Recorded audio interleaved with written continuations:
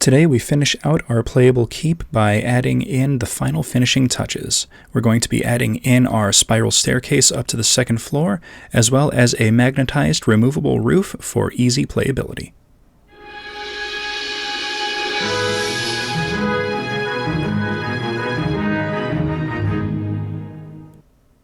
Alright, so this video is going to be divided into two parts, and we're going to start with the part one, and that is going to be doing the staircase. So using a chopstick here, I'm going to just kind of get an impression of where it is that the spiral staircase is going to go, and then I can remove the second floor and we can go ahead and get started. Now the ground floor is 2.5 inches in height, so I'm going to mark out this chopstick at 3 inches so that I have a slightly longer support beam for the spiral staircase, and this is going to embed itself into the ground on the first floor to kind of hold everything in place and hold everything together a little bit more securely. So now using a lid from the can that I used for the measurements of the tower, I can get a rough idea of how long I need each individual stair, which comes out to just about 2 inches. So I'm going to mark out a few of these. I'm going to need approximately 6 stairs. So marking a 1/4 inch at the center of one side, I can start trimming the pieces down. What I'm doing is going from the 1/4 inch mark and then just kind of trimming the sides to create this kind of little trapezoidal shape. Then using some popsicle sticks, I start gluing them together with a little bit of super glue. This just kind of holds everything together a little bit faster. So as you can see, I'm gluing it to the bottom edge of one side, and then just to kind of make the stairs fit a little bit better, I'm going to trim off just a little bit more, kind of make the stairs a little bit more narrow on the inside and still keep that width on the outside. My hope is that it's still going to be enough of a size difference that you can place a model on the outside edge. And then a little bit more super glue to fix them together, and we've got a nice little gentle spiral. So here we go with the finished stairs, and now I need to add this support column into place. So I started by using some gel super glue, hoping that this would kind of affix everything together, and it kind of did, but it didn't really work as nicely as I had hoped. Just the natural warping of the wood kind of made it difficult to fit everything and attach the spiral stairs to the posts. So I tried it with some regular super glue, and that still didn't quite work. So off camera, I just hit it up with some hot glue, and that was able to adhere everything together. Alright, so once everything is set and dried, we can do a quick little test fit. Sticking the bottom section that kind of extends outward into the little hole that I made at the bottom. We can put our second floor in place, and this is the part where you can make any adjustments and make sure that everything fits the way it's supposed to. So I was happy with how everything fits, so I took the stairs out and gave them a base coat in a flat camouflage brown, and then gave them a fairly heavy overbrushing of raw sienna to give it that nice kind of wood timber appearance. And then I decided to add a little bit of weathering and wear and tear, but I wanted it to be focused on the center of where the stairs are, just kind of giving that impression of, years of use and multiple sets of boots walking up and down the stairs. Alright, so now that that's done, let's go ahead and make our roof. Alright, so to start out, we need to get the measurements of our second floor for the soldiers' quarters. That is going to give us the dimensions we need for the roof, and it ends up being 10 inches on the long side by 9 inches on the short side. So now that we know that, we're going to grab our building materials and set the second floor off to the side for now. Quick little zoom in here so that you can kind of see what it is that I'm doing. And we're going to grab our materials, and that is basically going to be a whole bunch of little barbecue skewers. I'm going to use some wood glue and some binder clips to hold everything together while I'm working.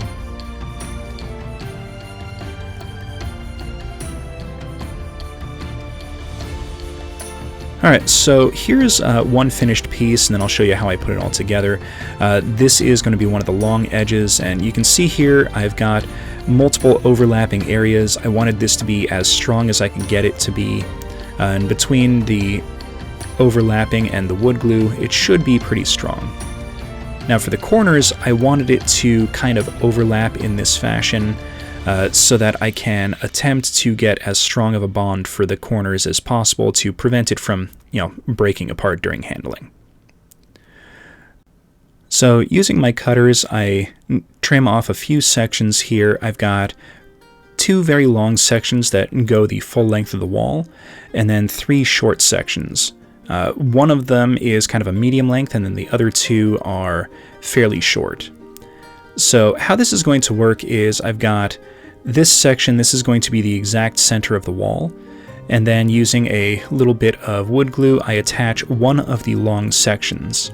And this is going to go on the outside of the wall, and then a little bit more wood glue, and then clamp that in place, and we've got one side, a little bit more wood glue, put the second long outside section into place, and then the final little bit to put the last one in place. And I'm using the clamps to hold everything at the ends and the points where everything connects so that everything has the strongest bond and hold possible. So now that I've got 4 of these, I'm going to start the process of putting everything together. Now this was a little tricky using the binder clips to kind of hold everything in place. What I'm doing is putting a little bit of wood glue at the corner, doing the overlap, making sure that I'm orienting it correctly, and then putting a binder clip on to kind of hold everything into place while it dries. Now the trick to this was getting everything in place before the glue started to really set, so that I had enough time to kind of manipulate things and mold everything into position. And you can see it wasn't super convenient to do it this way, and off camera I added a couple of extra little supports just to kind of make sure everything stayed where it was and had a little bit of extra structural stability. Alright, so while that was drying, I decided to put together the roof arch. So picking an arbitrary size of the roof section, I mark out a couple of lines on a barbecue skewer to cut at a roughly 45-degree angle, making a approximately 3-inch tall roof section.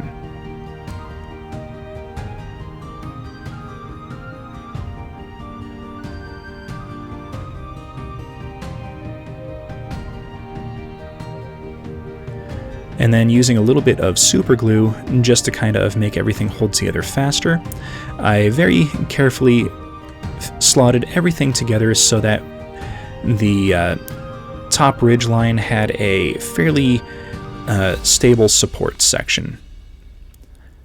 And here you can see I've attached everything to the framework, and I am going to use a couple more pieces and put in some corners.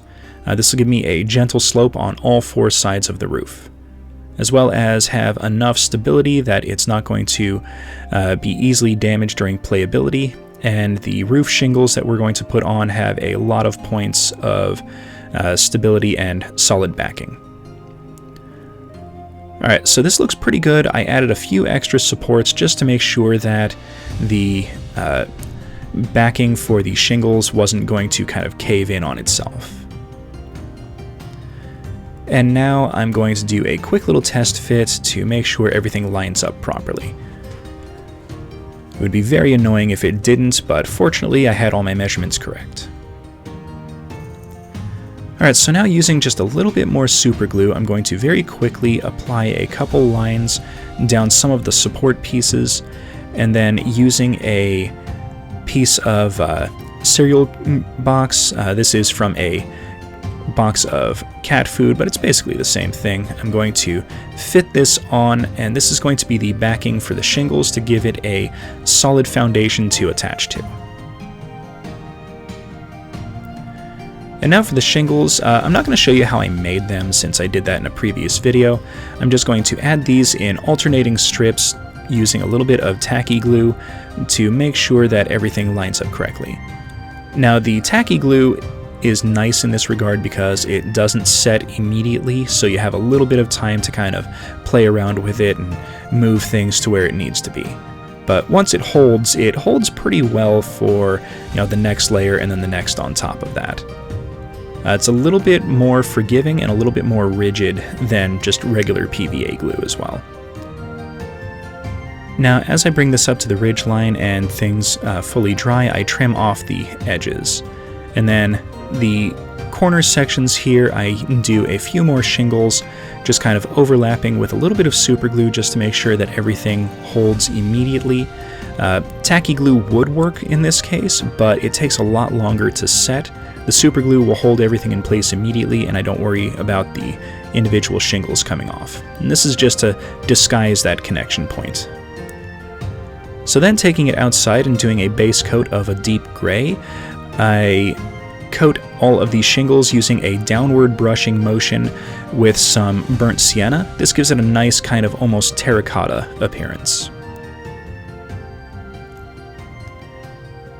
Now, using this motion, we still get a little bit of that deep gray as part of the visual, so it just kind of gives a little bit of extra color highlight for the roof section. Then, using some deep red, I do a dry brush going from the bottom up. This hits all of the bottom edges of the shingles with a nice red highlight, giving it a little bit of extra color.